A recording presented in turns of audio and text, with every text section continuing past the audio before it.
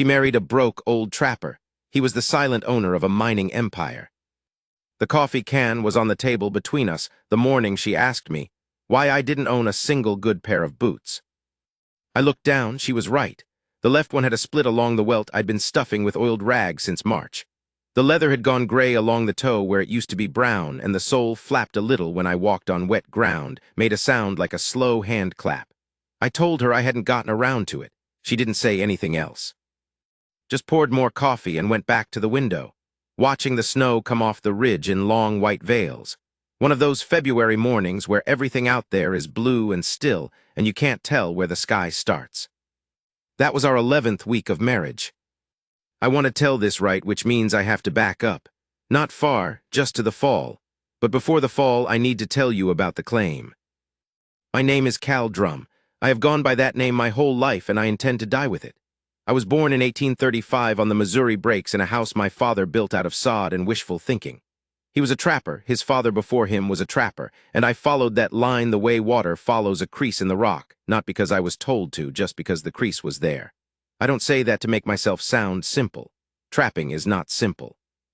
You have to know the land in a way most people never learn, know where the animals move and why, know the weight of weather by the look of a cloud, know when to follow a stream and when to leave it. I was good at it. I was patient and I was quiet and I could read country the way some men read print.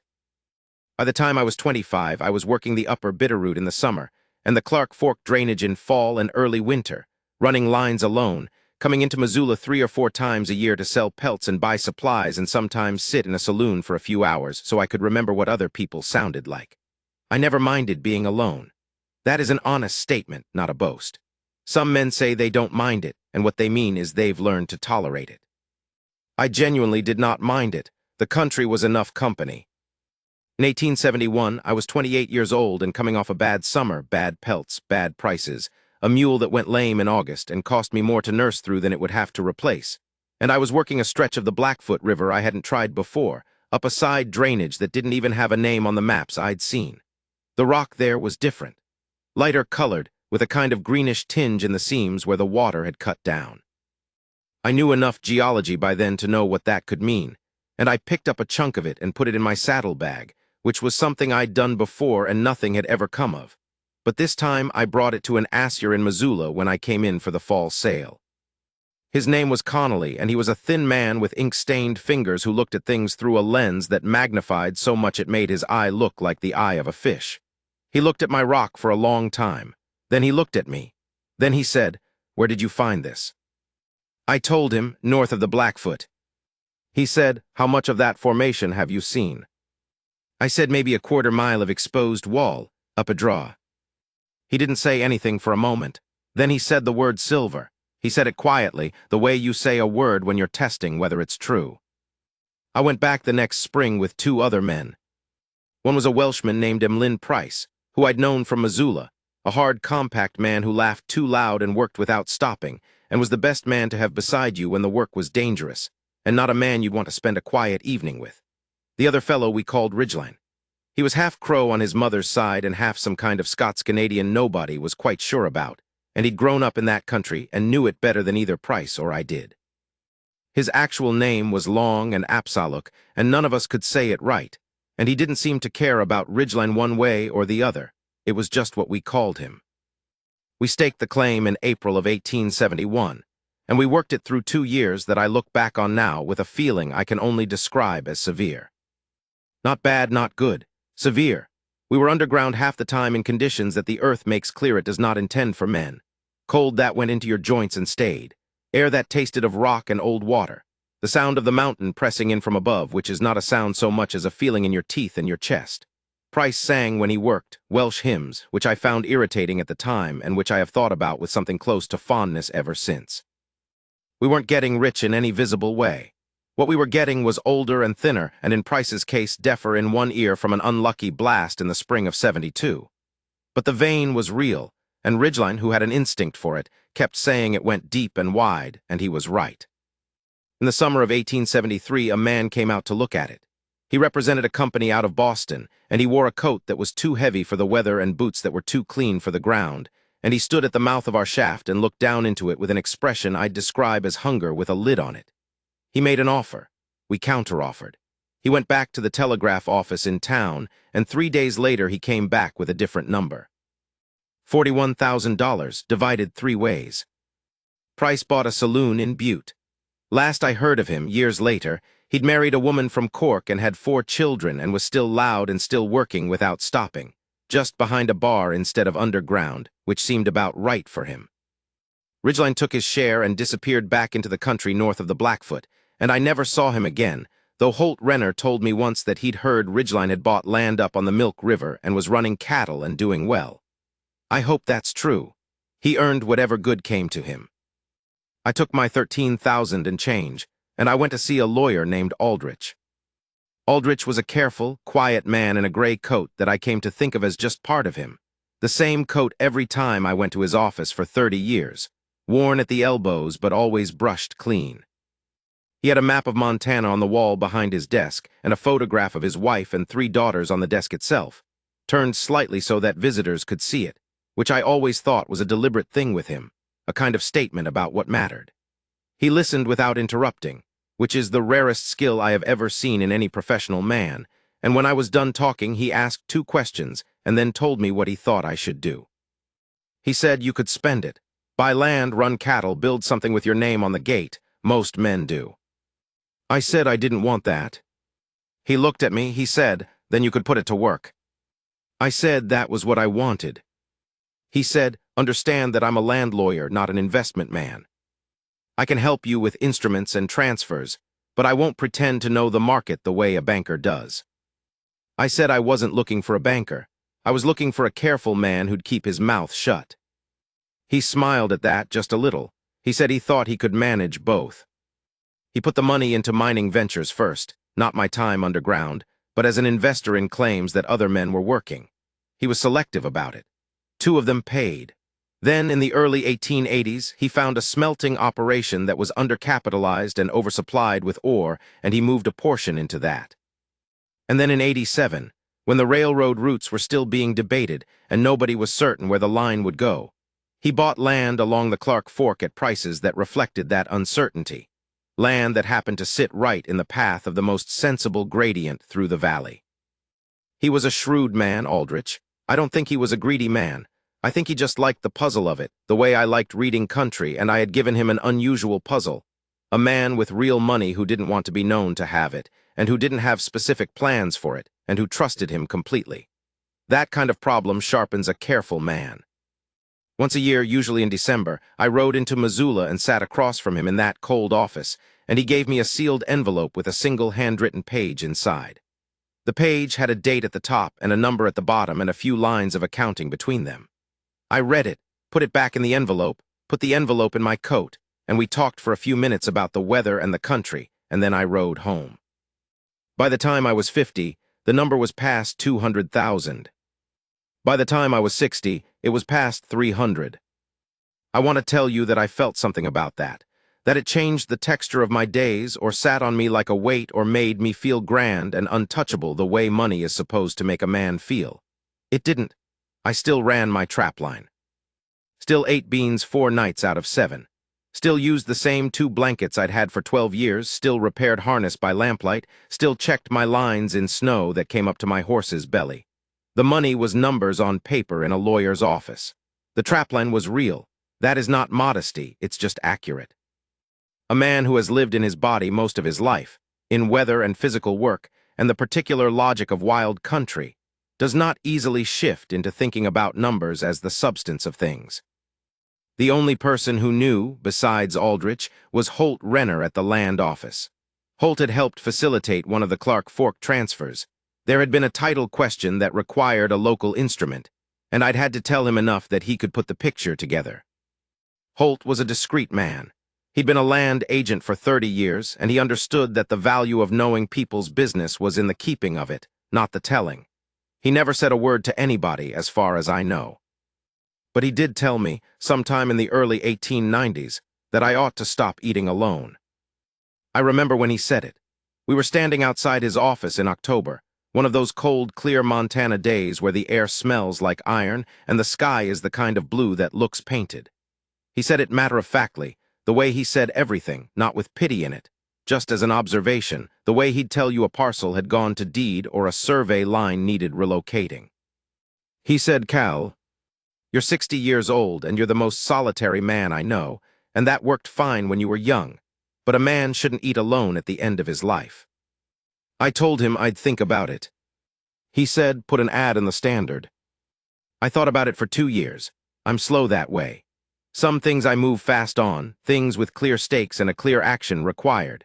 But something like this, with its soft edges and uncertain outcome and the real possibility of making myself look like a fool, I let sit until I was sure.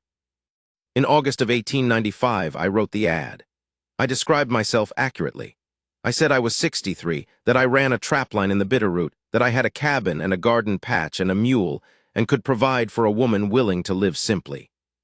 I said I was not a talkative man, but I was steady, and that I was looking for a woman who didn't need much more than that. 16 women wrote back. I don't know what I expected, but it wasn't 16. I read all the letters and I kept 6 of them. I wrote back to those 6, and 3 of them wrote back to me, and 2 of those 3 I met once each, and they were perfectly good women who I had nothing against and no particular feeling for. The 3rd letter was different. 2 sentences. She said she wasn't looking for talk either. She said she could cook and she wasn't afraid of cold. Her name was Nora Brecht. She was 51. She'd been married for 22 years to a man named Anders Brecht who ran a dry goods store in Butte and died of his heart the previous spring, loading a 50-pound barrel of flour into the back of a delivery wagon. Left her the store, left her the debt on the store, left her one daughter, Elena, who had married a railroad man in Helena and wrote twice a year at irregular intervals. Nora had kept the store open for 6 months after Anders died. She'd settled the debt, sold what inventory she couldn't move, closed the door, and answered an ad in the Anaconda Standard placed by a trapper in the Bitterroot who said he was steady. We met at the Renner place on a Sunday in September. Holt's wife, Cecile, made coffee and then disappeared into the back of the house with a tact that I appreciated. Nora and I sat at the Renner's kitchen table and talked for maybe 45 minutes. She was a straight-backed woman with dark eyes and gray coming in at her temples and hands that looked like they had worked. She asked me 2 direct questions. She asked how cold the cabin got in January. I said cold enough that the water in the wash basin froze most mornings. She nodded like this was information, not a deterrent. Then she asked if I drank. I said not to speak of. She said she didn't either anymore. That was about the shape of the conversation. When it was done, she said she'd write me in a week. She wrote me in 3 days. She said yes. She moved in the 2nd week of October with 1 trunk, a wooden crate of kitchen things, and a cast-iron skillet that she carried herself from the wagon, wouldn't let me take it. It had a crack in the handle wrapped with wire that somebody had twisted tight with a pair of pliers, and the cooking surface was as black and smooth as glass from 20-plus years of use. I asked her once, months later, where it had come from. She said her mother had brought it from Minnesota. That's all she said about it. I didn't push. Those first weeks were quiet in a way that was different from the quiet I was used to. When you live alone for years, the quiet is just the state of things, unremarkable, like temperature. When there are 2 people and neither of them is talking, the quiet means something. I noticed it. I paid attention to it the way I paid attention to the way a stream sounds when the gradient changes, listening for what it meant. What I decided it meant eventually was nothing alarming. We were both people who didn't need to fill space with words. I've been around talkers my whole life. Price was a talker, Holt Renner is a talker, and it is a quality I don't hold against anyone but don't especially value. Nora was not a talker. She said what she meant and stopped when she was done, and she did not manufacture conversation to cover silence, and I found that I could live in the same cabin with her without feeling crowded or watched or obligated. That was more than I'd expected. She cooked in a way that was plain and good. No extravagance, no fuss, food you could identify, and that tasted like what it was. Venison and beans and biscuits, and once a week, if the weather had been right, something she'd put in the root cellar that she pulled out and made into a soup that I cannot describe except to say it was better than anything I'd put together for myself in 30 years of eating alone. She kept the cabin in order. Not with decoration, she didn't bring things to hang on the walls or set on the mantel, but with organization, everything having a place and being in it, the floor swept, the lamp trimmed, the woodbox filled before she asked me to fill it. I noticed this the way I notice competence generally, with a quiet respect that I didn't express because I didn't have the habit of expressing it. She went to bed early and was up before me most mornings, which nobody had ever been. I would come into the main room, and the fire would already be going, and the coffee already started, and she would be sitting at the table with her hands around her cup looking out the window, and she wouldn't say good morning, and neither would I. And that felt correct to both of us in some way that we'd apparently agreed on without discussing it. I ran my trapline 3 days a week through that first fall, the short lines I'd kept up for years, mostly beaver and mink along a drainage that ran east of the cabin. I was away from early morning to late afternoon on those days, and when I came back she would have supper on and she would ask how it had gone. Not with particular interest, not performing curiosity, but with the kind of attention you give to information that actually matters to the running of a household. She understood that the trapline was income, such as it was, and she tracked it the way she tracked the root cellar, practically, seriously. In November, I sold the fall pelts and came home with $32. I put it on the table. She counted it, nodded, and made a list of what we needed from town. The list was spare, flour, salt, lamp oil, coffee, a new axe handle because I'd broken mine in September and came to about $12, which left $20 for whatever else might come up. She gave me back the change from town and put the remainder in a tin on the shelf above the stove. I watched all of this, and I thought about the sealed envelope that Aldrich would be preparing in December. I thought about the number on the single handwritten page inside it. I thought about those two things existing simultaneously, the tin on the shelf above the stove with $20 in it, and whatever 400,000 and change looked like written in a careful hand. And I felt something I didn't have a word for then and still don't quite have one for now. Not guilt exactly, though there was something in the neighborhood of it. More like the feeling of carrying a weight that nobody can see. She didn't know I was carrying anything. That was the whole thing. December came cold and hard, and I made my yearly trip to see Aldrich. The figure he gave me was $412,000. He had sold off a portion of the smelting interest. The company had gotten careless about the men underground, pressure on the shafts, a cave-in in October that had killed 2 workers, and I'd written him in November to sell and reinvested in additional Clark Fork land, which was appreciating at a rate he found satisfying. He gave me the envelope, I read the page, I put it back. Before I left his office, he said, "You married?" I said yes. He said, "Does she know?" I said no. He looked at me for a moment in that still way he had, not judging, just processing. He said, "That's your business." I said I knew. He said, "As long as you understand that at some point it becomes a liability, legally speaking. If something happens to you and she doesn't know, there are complications." I said I'd think about it. He nodded, and that was the end of it. I rode home in a sleet that turned to snow by the time I got off the main road. The mule hated sleet the way he hated most things, with a deep personal offense, and he communicated this through his whole body the entire ride, but he kept going, which was the best you could say about that animal. I got home after dark. Nora had kept the fire and supper both. That winter, the winter of our first year, I watched her in the way you watch someone you're still learning, not with any particular agenda. Just paying attention the way I paid attention to country, to how things worked and why. She was patient in ways I hadn't expected. Patient with the cold, patient with the confined space, patient with me when I went 3 or 4 days inside my own head and had nothing to offer in the way of company. She didn't push at me when I was like that. She left me alone and got on with what she was doing and waited me out, and when I came back she was there untroubled, which is not a quality you find easily in people. She was impatient about other things. She had no patience for disorder in the work she did. If a thing needed doing, it needed doing right and completely and without half measures, and if I started a job and didn't finish it, she would finish it herself, not with complaint but with a brisk efficiency that communicated her position clearly enough. She had no patience for self-pity, her own or anyone else's. Once in January, I came in from the line with a cut on my hand where a trap had caught me, not serious but painful and bleeding more than I'd have liked. And I said something, I don't remember exactly what, some version of a complaint, and she looked at the cut, cleaned it, wrapped it, and said, "You've had worse." It wasn't cruel. It was just accurate. I liked that about her. I like people who say accurate things. February came, the morning with the boots. She mentioned it once that morning and didn't mention it again. I told her I hadn't gotten around to it, and she nodded and went back to the window, and that was all. But that night I lay in the dark and I thought about those boots, the rag stuffed in the welt, the sole that clapped when it was wet.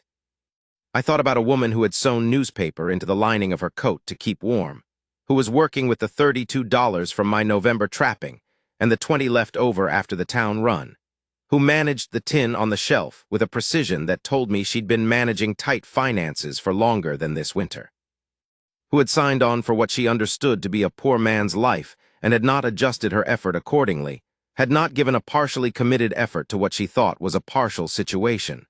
She'd given it everything. And I had $412,000 in an account in Missoula. I didn't sleep much that night.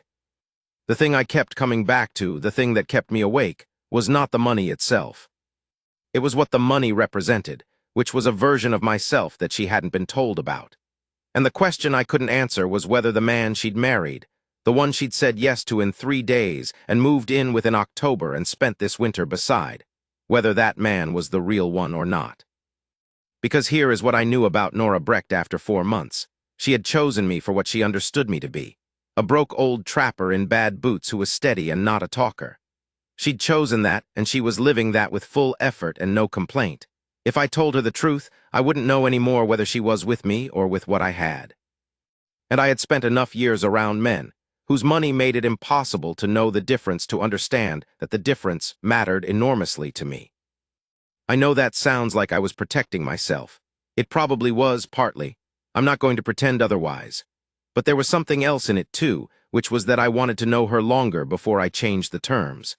I wanted to know whether the choice she'd made held up under ordinary winters and bad trapline seasons, and a man who went quiet for days at a time. I wanted to see whether she was what she appeared to be before I handed her a reason to stay that had nothing to do with the man himself. That's not an excuse. It's just what I was thinking. Spring came. She planted a garden with seeds she'd brought from Butte in the bottom of her trunk, in a cloth bag I hadn't known was there, vegetables I didn't know the names of alongside the potatoes and beans I could have managed on my own. She organized the planting with the same precision she brought to everything, rows spaced correctly, a small irrigation ditch redirected from the spring runoff, a fence of sticks and wire to keep the deer off the seedlings.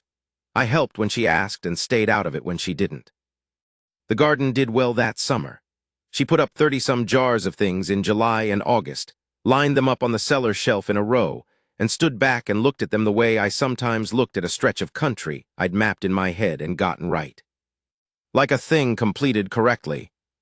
That summer she wrote to Alina, her daughter, in Helena. She wrote once a month and I never read the letters, not from restraint exactly, more that it never occurred to me they'd be my business. But once she left one on the table unfinished and I saw a line of it when I sat down. It said, "The work is hard, but I knew it would be. He is a good man." That was all I saw. He is a good man. I got up and went outside and stood in the yard for a while. She thought I was a broke old trapper in bad boots who ran a modest trapline and could just about keep the lights on, and she wrote to her daughter that I was a good man. Not despite what I was. Just, he is a good man. That hit me somewhere I wasn't prepared for. I went to see Aldrich in December again. The figure on the page was $431,000. He'd bought additional land, sold a smaller mining interest at good timing, reinvested the proceeds. He was pleased with how the Clark Fork property was appreciating. The railroad had confirmed its route, and the land values were moving accordingly. He gave me the envelope, and I sat across from him, and I said, "What would it take to put her name on it?" He looked at me. I said all of it. The account, the land, the interests, all of it, joint with right of survivorship, equal, full, permanent. He said, "You want to tell her first, or have the deed prepared and tell her after?" I said, "I want to have the deed prepared and tell her after." He looked at me for a long moment. He said, "That's an unusual order of operations." I said I knew. I said I wanted her to know it wasn't conditional on how she took the news. He thought about that for a moment. Then he said he thought he understood. He said he'd have the instruments prepared by spring. I rode home in a cold that was serious even by Bitterroot standards, the kind that gets inside your coat no matter how well you've layered, and the mule was miserable and so was I, but not with the cold. I was thinking about how to say it. I'd never been a man who rehearsed conversations. I didn't know how to start that one. I still didn't know all winter. What I did know was that it felt wrong to carry it any longer. 11 months of marriage, and she was putting newspaper in her coat lining, and I was sitting on $400,000. Whatever my reasons had been in October, they were wearing thin by March. She'd shown me what she was. She hadn't changed on me, hadn't revealed some fault I'd been watching for, hadn't asked for anything she didn't need or complained about anything that didn't warrant it. She was exactly what 2 sentences in a letter had suggested she might be. I was the one who hadn't been fully honest about himself. That March morning, the boots. She mentioned it once and dropped it. I thought about it all day and lay awake with it all night, and by morning I'd made up my mind. I rode into town on a Wednesday. The snow was still belly-deep on the north slopes, but the road had gone to mud, and the mule complained the whole way in his comprehensive manner. I tied up in front of Aldrich's office at noon. He had the instruments ready. He'd prepared them in February in anticipation, knowing my mind probably, the way a good lawyer knows the mind of a client he's watched for 30 years. I read them. I signed them. Nora's name was on everything I had in the world, equal and permanent, hers whether I lived or died without any further action required. I rode home in the dark. She had supper on, venison and biscuits and coffee strong enough to strip paint, the kind of coffee that you feel in your spine. She looked at me when I came in, took in the mud and the hour, and said, "Were you in town?" I said yes. She said, "You could have told me. I'd have given you the trading list." That was all. She put the plate in front of me and sat down across with her own, and we ate. The lamp between us threw a low yellow light, that particular color that lamplight makes in a dark room in early spring, when the days are getting longer but it's still dark by supper. Outside the wind had dropped and it was very still. I looked at her across that table, at the lines at the corners of her eyes, which were deep and not the kind that come from smiling, but the kind that come from squinting into weather for 50 years. At the way she held her fork businesslike efficiently. At the patch on her cuff that she'd put there herself with thread that was close to matching but not quite, brown on brown, one shade off. At the newspaper I knew was in her coat on the hook by the door. I put my fork down. She looked up. I said, "Nora, I have to tell you something." She set her fork down too, without hurry, and she looked at me the way she always looked at me, straight and level, full attention. Not with softness, not with anticipation or alarm, just with the direct, honest attention she gave to things that mattered. She'd done that from the first cup of coffee at the Renner place. She looked at a man like what he was going to say was worth hearing, and I had not known until that moment, sitting at that table with the lamp between us, how long I had gone without being looked at that way, and what the absence of it had done to me over the years slowly, the way cold does damage over a long winter. A little at a time, nothing dramatic, until you realize one morning that something has gone numb. I told her. All of it from the beginning. The side drainage off the Blackfoot in the fall of 1870, the greenish rock in my saddlebag, Connolly at the assay office with his magnifying lens. Price and Ridgeline in 2 years underground in conditions I didn't want to dwell on. The Boston Company and the 41,000. Aldrich in his gray coat and the decision to let the money work. The sealed envelopes in December for 30 years. The smelting interest, the Clark Fork land, the railroad's route confirming what the land was worth. 2 mining ventures that paid in the 70s and 80s. The figure on last year's page, 412,000. The deed I'd signed that afternoon with her name on everything. I told it plain. No performance in my voice, no apology. I've never been a man who apologizes with a lot of architecture around it. I find it usually makes things worse. Just the facts in order, the whole dry length of 25 years of it. When I finished, she was quiet for a long time. Not a tense quiet, not the quiet of a woman working up to something. The lamp hissed softly. Outside, the mule shifted in the lean-to, a sound I knew so well I barely heard it anymore, just registered it. Somewhere up on the ridge there was wind, but down in the valley it was still. Then Nora said, "How long have you known me?" I said 5 months, going on 6. She said, "And you signed it today, before you told me." I said yes. She thought about that. I watched her face and couldn't fully read it, which was usual with her. Nora kept her face her own, always had. It was not a face that broadcasted. But I was watching closely enough to see something shift in it, something ease, some small tension I hadn't known was there until it wasn't.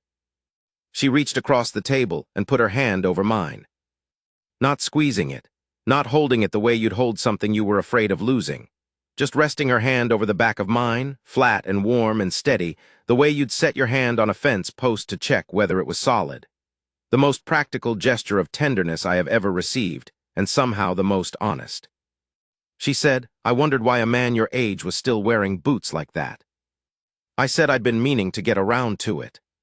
She said, "We'll go to town Saturday." Then she picked up her fork and went back to her supper. I sat there for a moment with her hand no longer on mine, but the warmth of it still there. And then I picked up my fork too, and we finished supper, and the lamp burned, and outside the still cold spring dark lay against the cabin walls, and I don't know how to explain what a man feels in a moment like that without making it sound like something it wasn't. It wasn't relief exactly, though there was something like it underneath. It wasn't joy in the way people mean that word. It was more like the feeling when you've been carrying a weight on your back for so long you've stopped noticing it, and then you set it down, and for a moment all you're aware of is the absence of it. The lightness where something heavy used to be. She'd said, "We'll go to town Saturday." Not, "You lied to me," not, "Why did you wait this long?" Not, "What does this change? What do you expect from me now? What are the new terms?" Just, "We'll go to town Saturday." She had heard the whole account, the 25 years of it, the $400,000, the deed with her name on it, and what she'd said was, "We'll go to town Saturday." Because that was the practical next step, and she was a practical woman, and she had agreed to live with this man in this cabin, and he needed boots, and they would go to town Saturday and get them. Everything else could be what it was. That is the woman I married. I want you to understand that clearly. We went to town Saturday. I bought boots, good ones, from a shop on Main that had proper heavy leather, double-soled, built for the country I lived in. The man who sold them asked how long I'd been working that country. I told him 40-odd years. He nodded and picked out the right pair without further discussion, which I respected. Nora looked at them and said they'd do. While we were in town, she went to the dry goods without me. I was at the saddle shop getting a new Latigo strap. The old one had cracked in February, and I'd been making do, and when I came out, she was coming down the sidewalk with a parcel under her arm. I asked what it was. She said a coat lining. I said, "Nora." She said, "This one's wool." I didn't say anything else. She was right on the merits. Newspaper is not an appropriate batting material in any territory I knew of. She had it put in by a seamstress in town and wore that coat for, I would later learn, another 15 years until it wore through at both elbows, and then she had it relined again, same coat, same dark green wool. She saw no reason to replace what could be repaired. That spring I wrote to Aldrich and told him I wanted to divest from the smelting interest entirely. I'd taken a portion out when the cave-in happened in October. I wanted the rest out now. He wrote back asking if the price was satisfactory. I wrote back that the price was not the point. He disposed of it at a modest loss and reinvested the proceeds in Clark Fork land, which was what I'd directed. He didn't argue.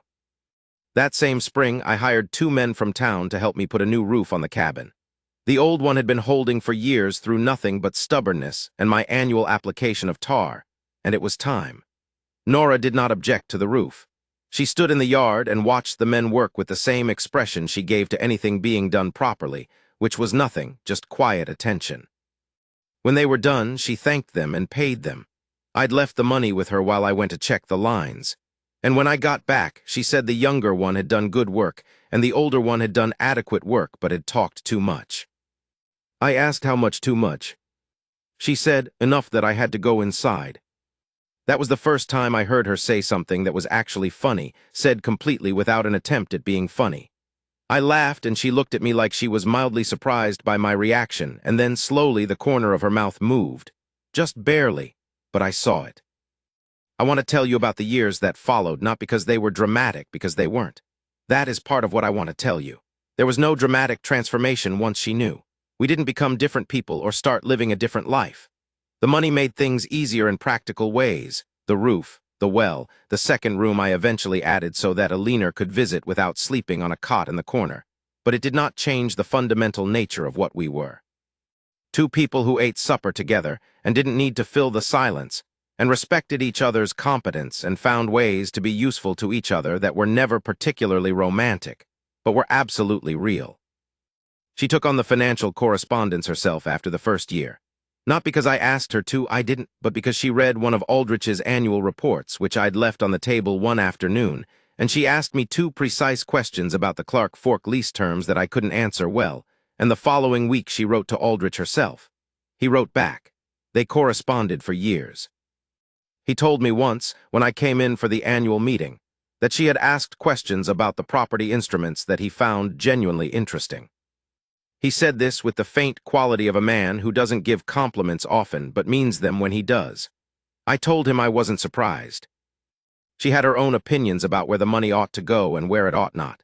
She was against speculation. She'd seen enough of it in Butte to have strong feelings, and in favor of land and things you could put your hands on. She thought the mining investments were gambling at one remove and said so, not with heat, just as a position. We disagreed about that one, since I'd made my original stake from a mine and felt I knew the difference between a gamble and a read. We disagreed about it in the manner we disagreed about most things, which was that we both said what we thought, and then neither of us changed our position and we moved on to the next topic. That was fine with both of us. Elinor visited in June of our second year. She was a careful, well-dressed woman who had her mother's direct eyes but not her mother's patience, at least not with me initially. She arrived on the afternoon stage and looked at the cabin, and then at me with an expression I'd have described as assessing if I wanted to be charitable about it. She was trying to figure out the arrangement, what a woman like Nora was doing in a place like this with a man who looked like me. I understood that and didn't hold it against her. I went to see to the horses. Later, after supper, she found me at the fence line in the summer evening. She said, and I have thought about this many times since, in the way you think about things that land somewhere unexpected, she said, my mother is not an easy woman to impress. I said I'd noticed that. She said she talks about you different from how she talked about my father. My father she respected as a provider and a decent man. That's how she talks about most men who have earned it. You she just respects. Like a working man she'd hire and not worry about. I said I'd take that. She said, I think that's the highest thing she gives. She went back inside. I stood at that fence line in the June dark and listened to the river, which was running high with snowmelt, and had that sound it gets in early summer, urgent and clear, and I let that word settle in me. Respect. There have been men in my life who have been respected in the usual ways. Rich men, men with large operations, men who built things with their name on the gate, men whose money was visible. I don't say that to diminish them. They earned what they earned, and I don't begrudge them the respect that came with it. But those are men who were respected for the scaffolding, for the house with columns, the cattle brand, the numbers in the bank that people knew about because money makes itself known one way or another. The scaffolding is real enough, I just never built any. What I had was what Nora had seen at the Renner place in September, over one cup of coffee at a kitchen table with Cecil Renner diplomatically absent. A man who said he was steady and meant it. That was it. That was the whole offering. And she'd taken it at face value and held to it through a winter that would have discouraged a less practical woman, and the following spring and fall and winter and on. And when I'd finally told her what was underneath the boots and the bad coat and the tin on the shelf, she'd put her hand on mine and said we'd go to town Saturday. I didn't feel rich when she did that. I felt found. Those are different things. I want to be clear about that distinction because I think it matters. Money can make a man feel a certain kind of important, can make him feel substantial, like gravity treats him differently, like his opinions carry more weight in a room. I've been around enough men with money to know how that works. I never felt it. The number in Aldrich's envelope was real, but it was abstract. It was paper. It was a version of me that existed only in a ledger. Nora looking across the table at me was not abstract. Nora with her hand flat on mine, warm and steady like she was checking whether I was solid. Saying we'll go to town Saturday, that was the least abstract thing that had happened to me in years. She was 73 when she died. Winter of 1920. We'd had 23 years, which is a number I have turned over so many times it's gone smooth, like a stone in a riverbed. The doctor said it was her heart, same as Anders, which I always thought was a hard joke for the universe to make about a woman who had kept her heart in such careful, working order. There was no drama to it. She'd been slower through the fall, and I'd watched that without saying anything because she didn't want to be watched, and I knew how to give a thing space. In November, the doctor came and said what he said, and I listened, and he went home and Nora and I ate supper. She died in January, in the morning, in the room we'd slept in for 23 winters. The doctor had stepped out to get coal for the stove. It was cold, below -10, the kind of cold that is just a fact of Montana rather than an event. And it was just the two of us in the room the way it had mostly been for 23 years. And she was looking at me with that full, straight attention she'd had from the start. and I was holding her hands, both of them, which is not how I usually hold a person's hands. I'm not a man who reaches for both, but I couldn't do anything else. She said very quietly, without any drama in it, "You were always more than you looked like, Cal." I said, "You figured that out at the Renner place." She said, "Before that, I read your ad twice. You said steady, that was the word." Then she closed her eyes. That was the last thing she said to me. I have turned that over many thousands of times. You were always more than you looked like. She knew about the money for 23 years. She'd run the correspondence for 20 of them. She knew every instrument, every acre, every figure, and that's not what she meant. She meant the ad in the Standard, the man who'd described himself accurately, who'd said steady and meant it, who'd signed her name on everything before he told her, who'd brought in $32 in November and put it on the table without apology and without hiding what it wasn't. I think she always knew what I was. I've come to believe that. I think she saw it at the Renner place over that cup of coffee in September. The way a person who has lived enough can sometimes see a thing plain and whole and correct. And she made her decision with it, and she never needed it to be different. I am 80 years old as I tell you this. My knee gave out completely years ago, and the Henderson boy has run my trapline for 6 winters now. He does it well enough, better in some stretches than I did at the end, and I don't resent that. The cabin is the same cabin, mostly, though the roof is different, and there's the room I added in the 90s that Alina uses when she comes up. She comes up twice a year now, in June and in October, and stays 4 or 5 days. And we don't talk much, but we eat well, and I appreciate her company more than I used to. Every morning I sit at the table with my coffee and the lamp low. I look at the place across from me where Nora used to sit. I think about a woman who answered 2 sentences in a letter and married a broke old trapper in October and didn't ask a single question she didn't need the answer to, and didn't flinch once through a hard first winter, and put her hand over mine on a March night when I finally told her the truth and said, "We'll go to town Saturday." She made her choice before she had any reason to. She never needed a different one. That is the whole story. That is the thing that stays. I want to go back to something I skipped over, because I've been telling this in order, and order isn't always honest. Through those years between the claim and the marriage, between 1873 and 1895, there were moments when the money pressed on me in ways I didn't expect. Not the having of it, the keeping it quiet. Missoula is not a large town, and the Bitterroot Valley is smaller, and men who know things about other men's business, well, that information moves even when the man who holds it is discreet. Aldrich was discreet. Holt Renner was discreet. But once in the spring of 1884, a man came out to the cabin who'd heard something, or guessed something, or put pieces together in the way that some men do when they're looking for an angle. He was a young fellow, a land speculator from Deer Lodge, and he rode out on a Thursday afternoon when I was home and spent an hour being the most sociable man I'd met in years, complimenting my place and my horses and my good sense about the country, working around to asking me, very casually, whether I'd had any interest in the Clark Fork properties east of the county line, and whether I'd consider a partnership arrangement on some new ground that was coming available. I let him talk. I gave him coffee, which was the only decent thing to do with a man who'd ridden out in the afternoon. And then I told him I was a trapper, that I had no Clark Fork holdings, that I didn't know what he'd heard, but whoever he'd heard it from was mistaken. He left. I don't think I convinced him, but I didn't need to convince him. I just needed him to understand that there was nothing to be gotten here. Men like that move on when they're sure of that, and he moved on. I wrote to Aldrich the next week and asked him whether there had been any inquiry from Deer Lodge on the Clark Fork properties. He wrote back that there had been one, some weeks prior, from a company he'd been able to trace to a man named Cruz.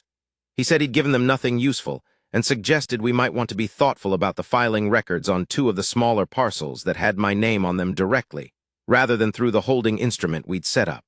He fixed that inside a month. I never heard from anyone out of Deer Lodge again.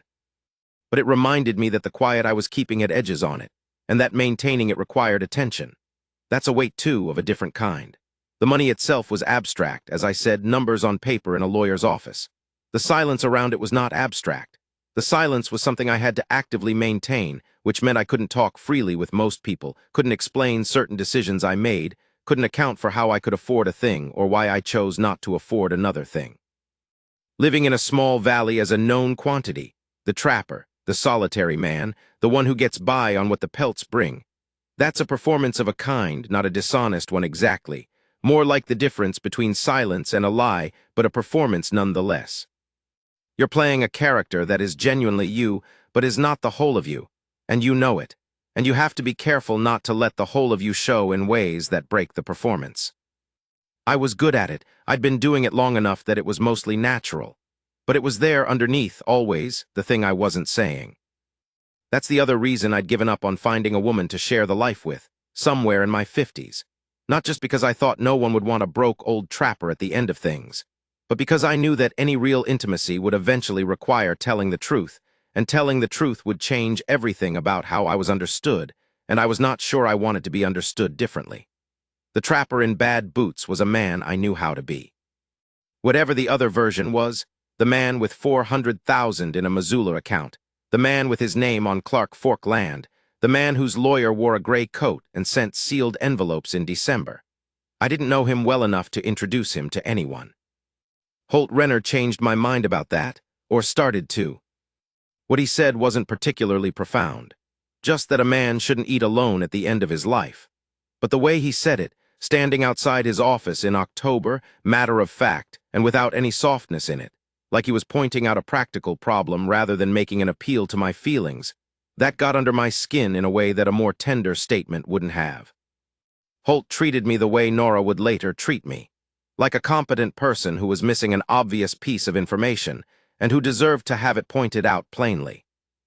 I thought about it for 2 years. I wrote the ad, and whatever else those years of careful secrecy had done to me, they had at least taught me to describe myself accurately and stop there. I said steady. That turned out to be the word. Nora told me this the morning she died, but she showed me earlier. She showed me the first winter, in ways I noticed at the time but didn't have language for until much later. There was a night in January, the 1st January, cold enough that the horses needed extra hay, and I'd spent an hour in the linta with them in the dark making sure they were settled. And I came back into the cabin and she was asleep, or I thought she was. I got in without waking her, or without meaning to, and I lay in the cold dark listening to the wind work at the eaves, and I thought about the December envelope, which I'd been to get 2 weeks before. 412,000. And I thought about Nora beside me, asleep with the quilt up to her chin and newspaper in her coat on the hook. And I felt the gap between those two things as an almost physical sensation, like standing on 2 rocks in a stream with the current between them. She shifted beside me. I thought I'd woken her after all. She said very quietly without turning over, "You think too loud." I said sorry. She said, "What's keeping you?" I thought about telling her. I was closer to it right then than I'd been in months, that far into the dark, that tired. I said nothing, just the cold. She was quiet for a moment. Then she said, "It'll be March before you know it." That was all. She went back to sleep. But before she did, she moved, just slightly, just enough to close the gap between us on the bed, her shoulder against mine. Not with any intention you could point to, just not leaving the gap open. I lay there in the dark and I thought, she knows something is there. She doesn't know what it is and she's not pushing at it, but she knows it's there. She had that quality, the quality of knowing when to be still, and when a person needed exactly the right amount of presence. Not more. Not the fussing and asking and trying to help that some people do when they can feel you carrying something. Just presence. Just enough of herself to let you know you weren't alone with it. That quality is rarer than money.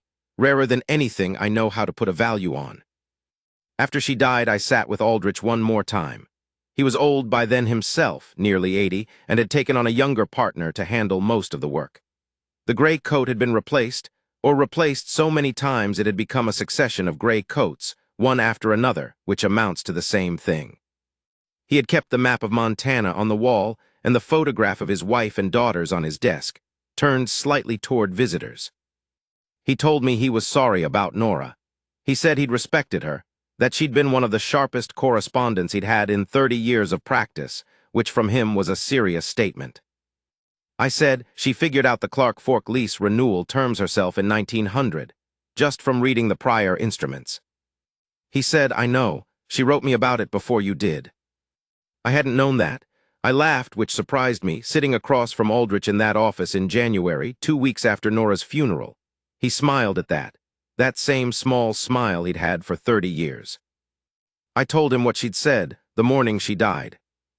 You were always more than you looked like." He listened without interrupting. When I was done, he was quiet for a moment, and then he said, "She was right, Cal, but I think you know you were lucky, too." I said I knew. I said that was the part I'd carried with me from the beginning, not the money, but the luck of meeting a woman who could have held the money against me and didn't. Who could have felt deceived and instead reached across the table and put her hand on mine. He said, "Some people are made that way. She was made that way." I said yes.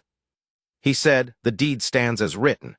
Everything goes to a leaner now, per your amendment, unless you want to revisit." I said, "Let it stand." He nodded. I put on my coat. I walked out of that office and into a January day that was clear and cold, and so bright off the snow that I had to squint for half a block. And I stood on the sidewalk in Missoula for a moment with the brightness in my eyes, and thought about a woman who had looked at a man square on and seen whatever it was she'd seen. Steady, that was the word. I went home. The Henderson boy had kept the fires. The cabin was warm. I sat at the table with my coffee, the lamp low, and looked at the place across from me, and let the quiet be what it was.